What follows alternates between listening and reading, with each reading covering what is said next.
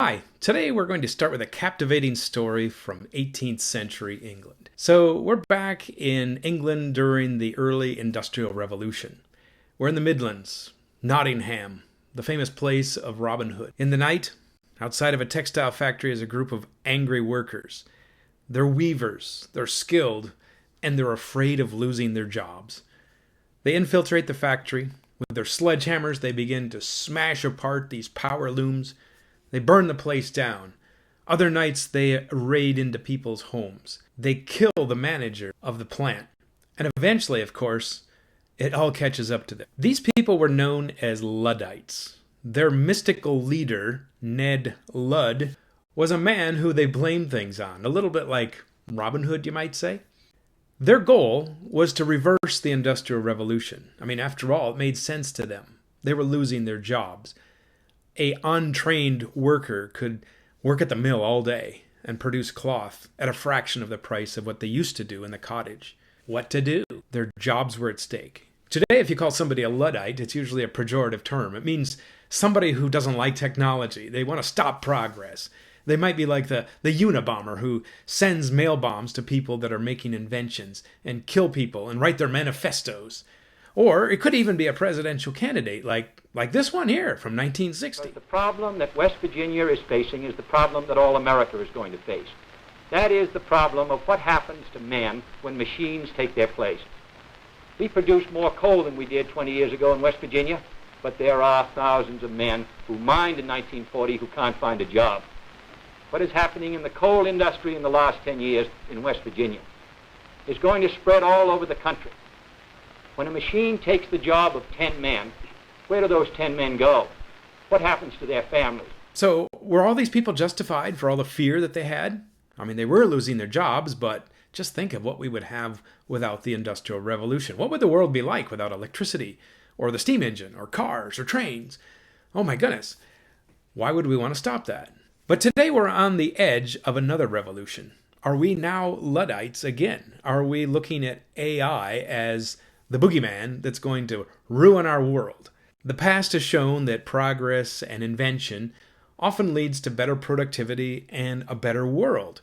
So I teach software development and computer science, and I have to wonder, am I training my students for a dead-end job? Will computers now just write software in the future, and us humans just kind of watch passively as the process goes on? Are there jobs at stake? Some people would say no. There's going to be a greater demand for software developers because software will become cheaper and better and make everything work well. So yeah, it's going to be a great job. Some people, though, say this time is going to be different. Unlike the Industrial Revolution, we're not talking about machines that can outperform human labor. We're talking about machines that can outperform human minds. Machines that not just replace what we can do with our hands, but what we can do with our very being. So we dominate the planet, of course, because we're the smartest guys around. What would happen, though, if we have creatures around us that are smarter than we are in a way that's 1,000 times greater? Will we still be relevant? Will we lose control? So let's take a look back and ask ourselves, are we really Luddites? Because how did it end for them? Well, they were quickly arrested, put on trial, and the judge said it was necessary for society that they would serve a quick and brutal punishment, and of course they were all hanged. A dead end, right? Were they a failure? Well, in some ways they were, but they planted seeds that became the future of labor unions and reforms and child protection and environmental protection and a better society, really, than the out-of-control industrialization that was ruining so many lives while at the same time improving others. So as we grapple with what we're going to do with this horizon that is just in front of us, do we want to be like the Luddites and just shut it down, or should we have some kind of a process where we can make it better and minimize some of the risks? There will be people lose their jobs. There will be people that go fabulously wealthy while the price of labor goes to zero. What are we going to do? So the challenge we have is to address our valid concerns without resisting the inevitable progress that is just about ready to come upon us. Old man Ludd was a feeble-minded lad, and his father worked the loom in the Shire of Nottingham, and it made him sad. One dream he only had, one day a son like him asked to weaver be.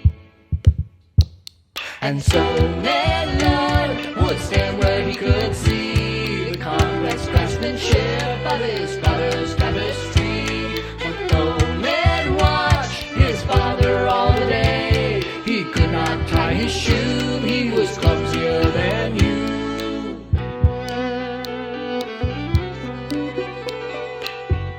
I'm afraid it's true.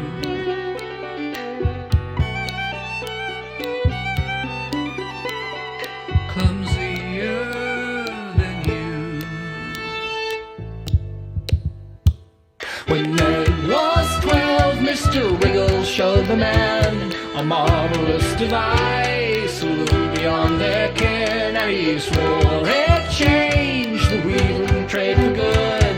It did the work of 3, and it never paused for tea.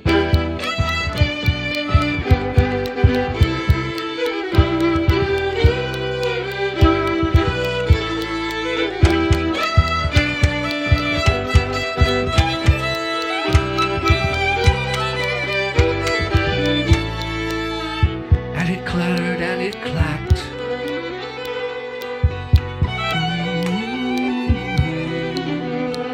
And it whirred and turned and hacked.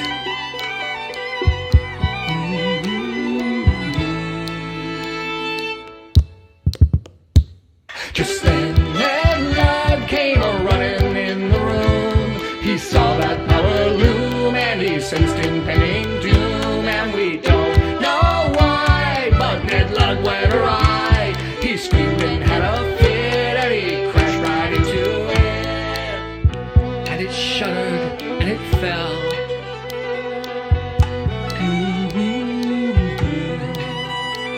And the weavers lied.